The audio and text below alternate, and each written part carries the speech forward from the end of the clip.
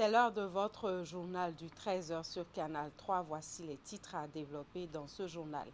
Difficile de se rendre dans le village de Lissa, dans l'arrondissement de Banwian. Le pont donnant accès à la localité a cédé depuis plusieurs mois après une pluie diluvienne. À suivre dans ce journal le cri de détresse des populations du village. Audience au cabinet du ministre de la Communication et de la Poste, Maître Alain Orunla, s'est entretenu à tour de rôle avec l'ambassadeur du Japon au Bénin et les membres de la plateforme des ambassadeurs du nouveau départ. Le point des échanges dans un court instant. Formation sur les droits en santé sexuelle et de la reproduction des personnes en situation de handicap et autres personnes vulnérables. C'est une formation organisée au profit des jeunes leaders responsables des associations des personnes handicapées issues des 7 arrondissements de la commune de Toviklan par Wildaf Bénin. Bienvenue, merci de nous suivre. Direction Lissa, un village de l'arrondissement de Banwian. Pour commencer, difficile de se rendre dans cette localité depuis plusieurs mois. Le pont donnant accès au village a cédé après une forte pluie et depuis, les populations sont confrontées à d'énormes difficultés. Canal 3 leur a tendu son micro. Suivez le cri de détresse de ces populations dans ce reportage signé Imet Hélène Amoussou et Georges Vaudounon. Vieux d'environ 20 ans, ce pont qui dessert le village de Lissa ainsi que les localités environnantes dans l'arrondissement de Banwian ne tient plus en place. La traversée de la rivière Agnao qu'il surmonte est donc devenue depuis l'année dernière presque impossible. L'ouvrage a été arraché, déplacé et repositionné au gré de l'eau suite à une pluie torrentielle. Selon les populations, cette situation est due à la construction de la route Banwian-Gbanamé en cours de réalisation.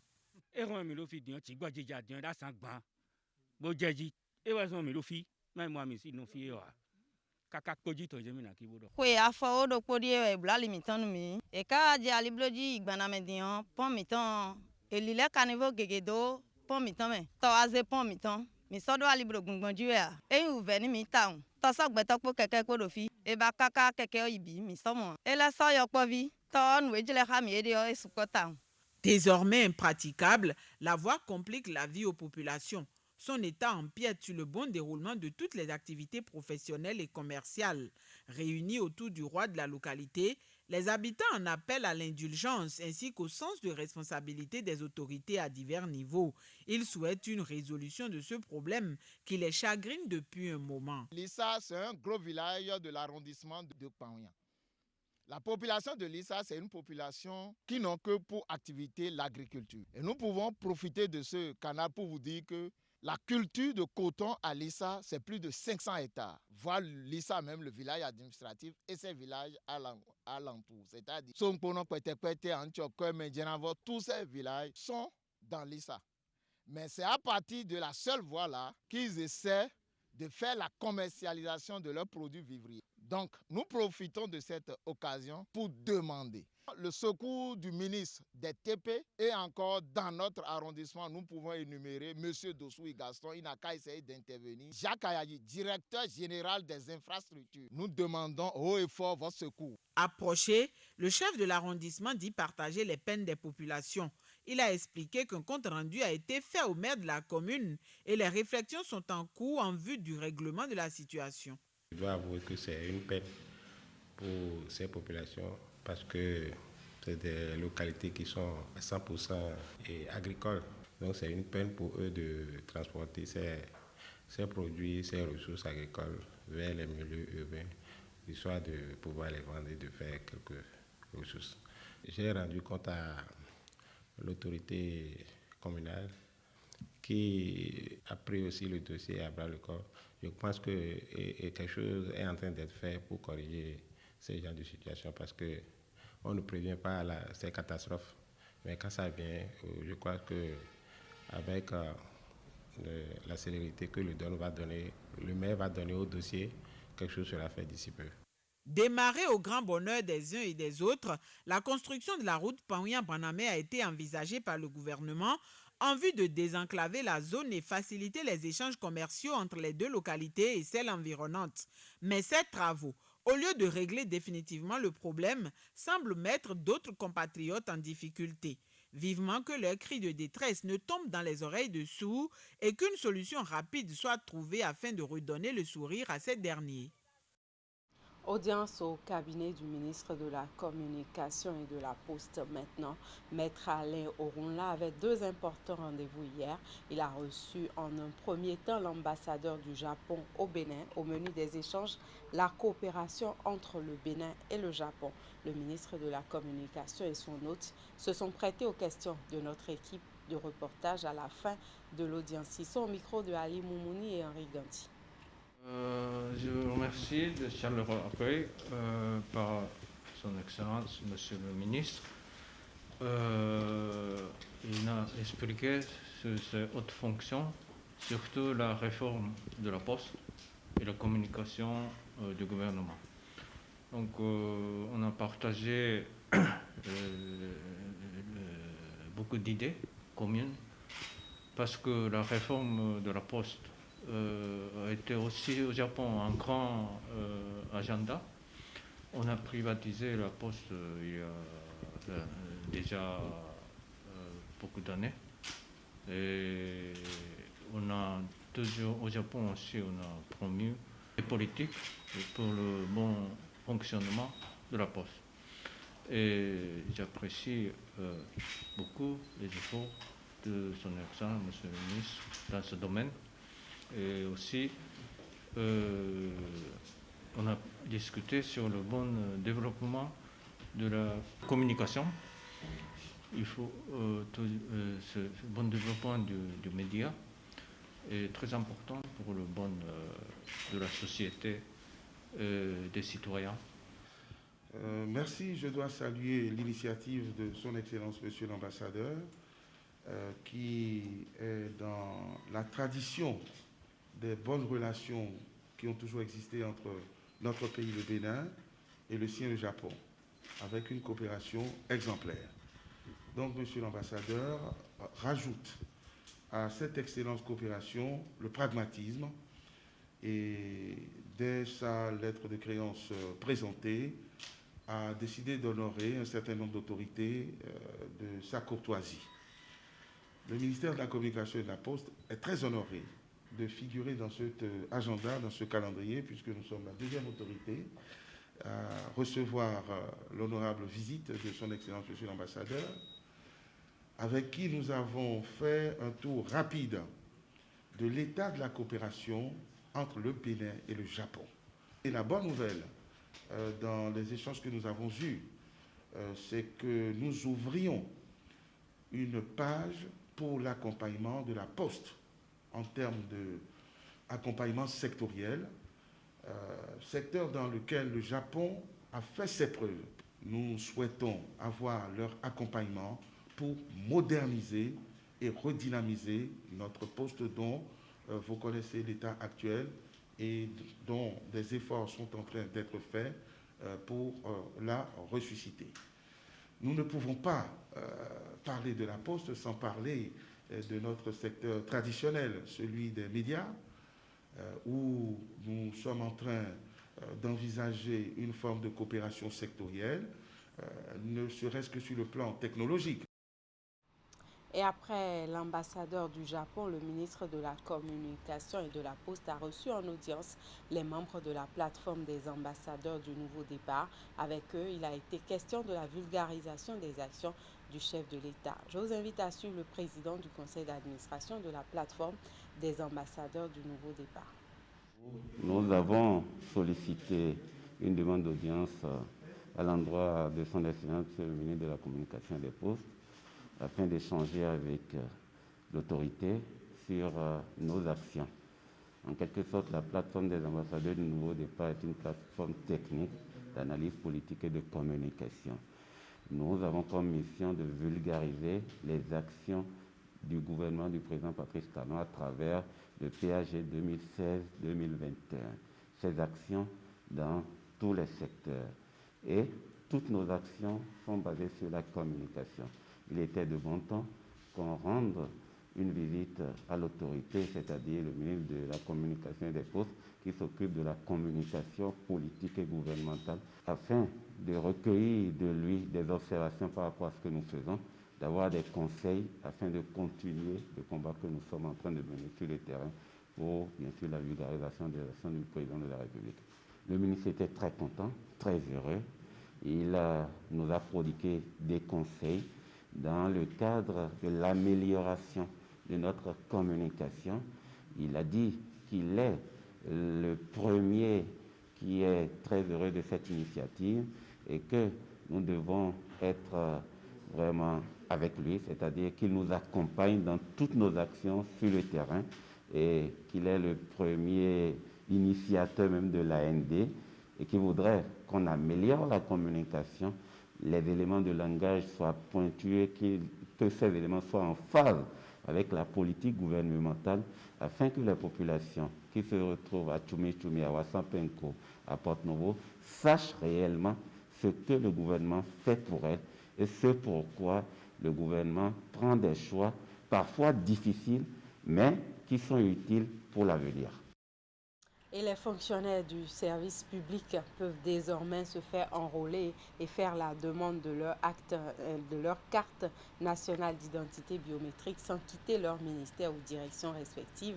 Une opération d'enregistrement et de collecte des demandes d'actes de naissance sécurisés, de certificats d'identification personnelle et de carte nationale d'identité biométrique est lancée à leur intention depuis lundi. Et pour s'assurer du bon déroulement de l'opération, le gestionnaire mandataire de l'ANIP a effectué une visite de terrain. On en parle en détail avec Eric Gaba et Henri Gandhi.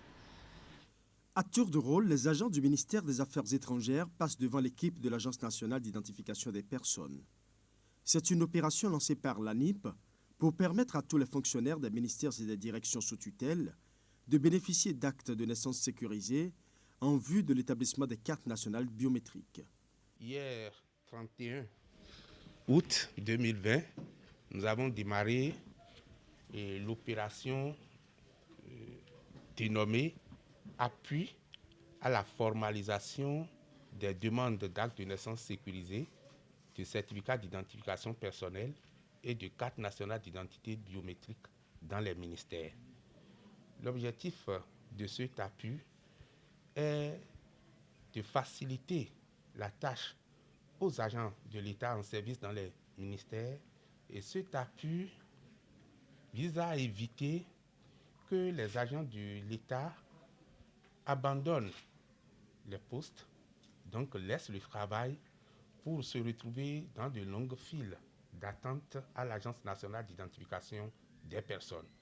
L'opération est suivie de près par le gestionnaire mandataire de l'ANIP qui est personnellement descendu sur le terrain pour constater l'évolution du processus. Il est satisfait de la spontanéité avec laquelle les fonctionnaires se rendent dans la salle d'enrôlement. Nous avons noté un engouement des agents de l'État au niveau de ce ministère pour l'opération. La journée d'hier seule a donné plus de 115 demandes de cartes nationales d'identité biométrique, de certificats d'identification personnelle et d'actes de naissance sécurisés. Et nous avons eu une soixantaine d'enrôlements au registre national des personnes physiques. Et ce n'est que le début. Aujourd'hui, avec l'affluence que nous avons notée au niveau de la salle, nous espérons bien que l'opération ira à bon terme. Nous allons renforcer la logistique de formalisation et parce que le temps d'attente pour l'enrôlement doit diminuer pour permettre aux gens rapidement de vaquer à d'autres choses. Pour ceux qui n'avaient pas fait leur AVIP, rien n'est perdu. Séance tenante, ils se font enrôler. Leurs données biométriques sont enregistrées dans la base de l'ANIP. Ils peuvent donc faire aisément le reste des procédures devant aboutir à l'établissement de la carte nationale biométrique. Il faut noter qu'il y a deux cas. Il y a ceux qui viennent sans famille, et ça se passe rapidement, et ceux qui viennent avec leur famille. Cette partie aussi se passe rapidement parce qu'il faut donner toutes les informations concernant vos enfants, vous-même et vos enfants. Et je crois que l'équipe de l'enrôlement travaille de façon diligente pour que tout le monde soit servi à temps. À l'instar du ministère des Affaires étrangères, Les autres départements ministériels ont également reçu les équipes de la NIP. Tous les fonctionnaires sont donc appelés à faire diligence pour se faire établir leur carte nationale biométrique. Et toujours dans l'actualité de ce 13h, le programme développement touristique conçu par le gouvernement à travers son programme d'action se poursuit. Pour aboutir à sa concrétisation, le gouvernement a dû prendre des terres dans certaines localités pour le projet touristique Marina dans la commune de Ouida. Hier mardi, les premiers propriétaires terriens expropriés ont reçu à la mairie de Ouida leur chèque. Asiongo Kanya Asiongo et Dervon Pévi pour le reportage.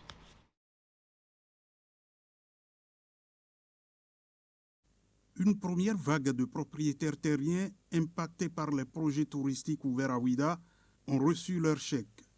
La remise s'est faite à l'hôtel de ville de Ouida le mardi 1er septembre où l'Agence nationale du domaine et du foncier, puis l'Agence nationale de promotion des patrimoines et de développement du tourisme ont échangé avec les bénéficiaires.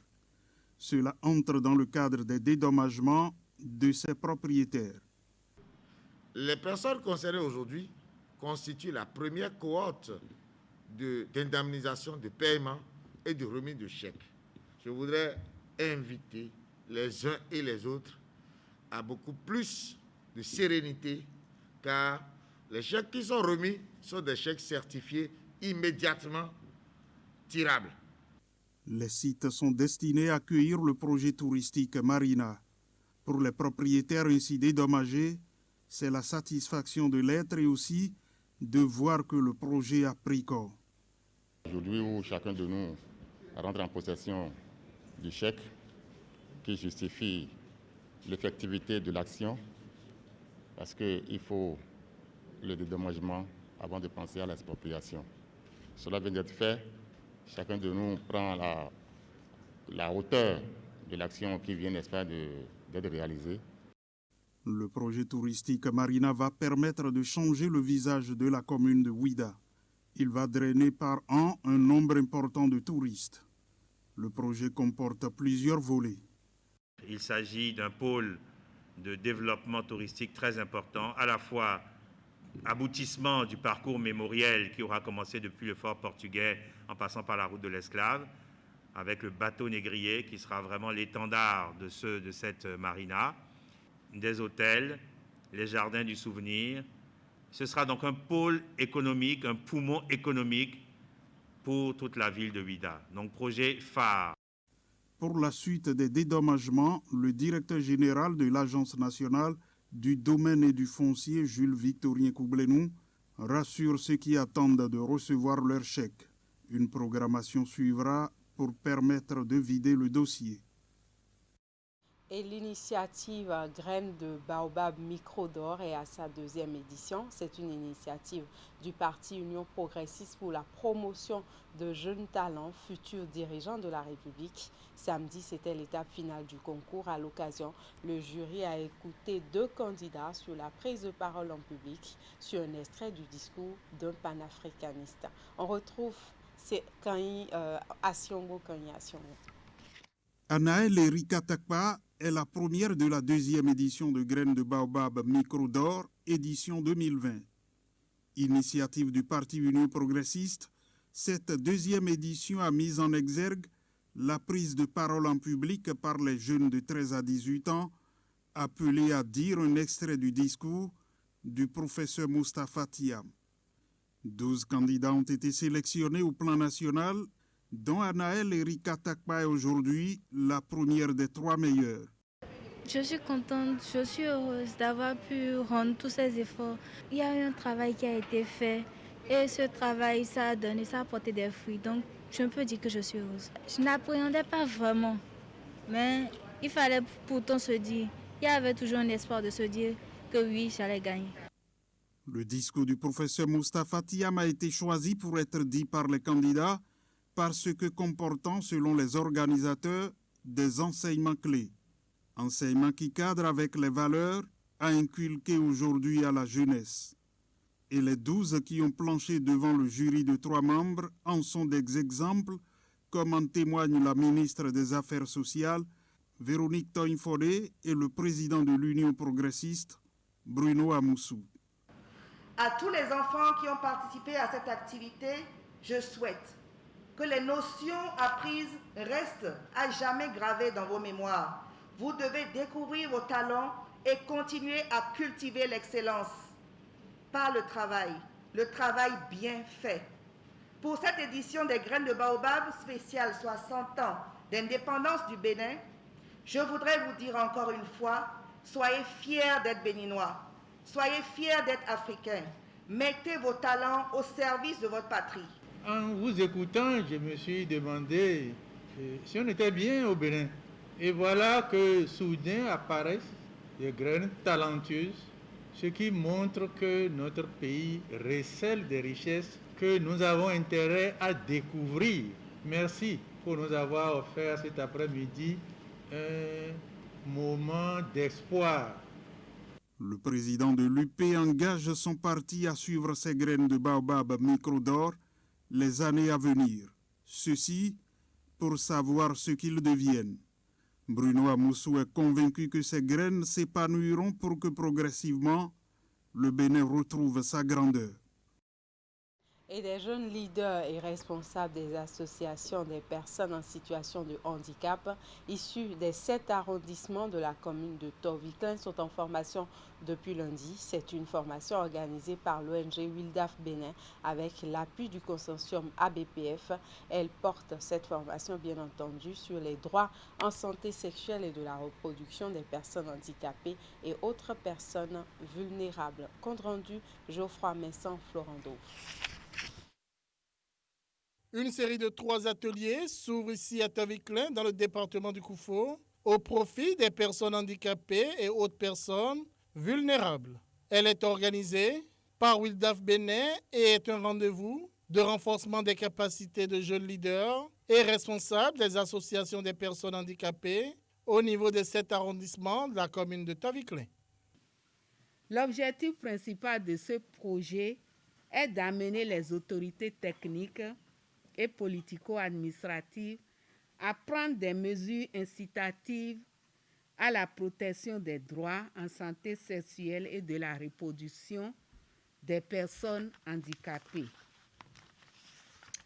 Cette activité qui vous réunit ce jour vous permettra d'être outillés pour participer à la tenue prochaine d'un dialogue intergénérationnel entre parents leaders, jeunes leaders handicapés et autorités techniques et politico-administratives à divers niveaux dont la finalité serait la jouissance des droits en santé sexuelle et de la reproduction des personnes handicapées.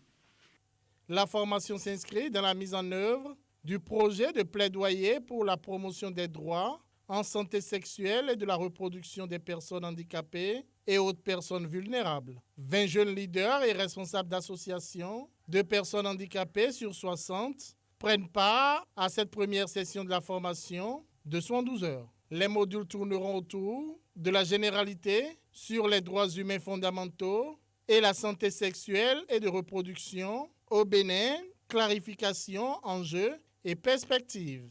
Et j'invite les participants à suivre bien cette formation et qu'ils adhèrent tout sur le terrain et puis se le mettre en pratique pour le bien-être de la commune de Toviklen. Moi-même, personnellement, je m'engage à accompagner ce processus jusqu'à obtenir des résultats nécessaires qu'il faut pour le développement de la commune de Toviklen.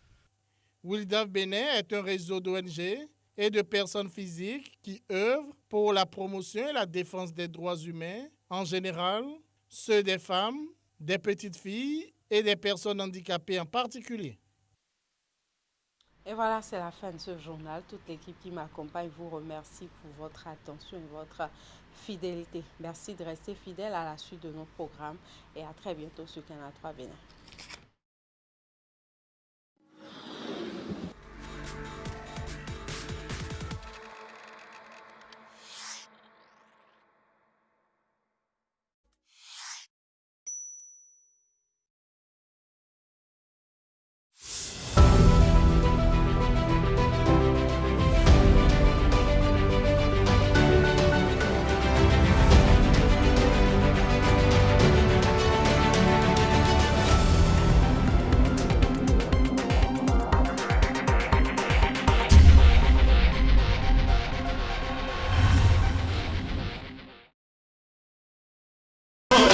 La secrétaire.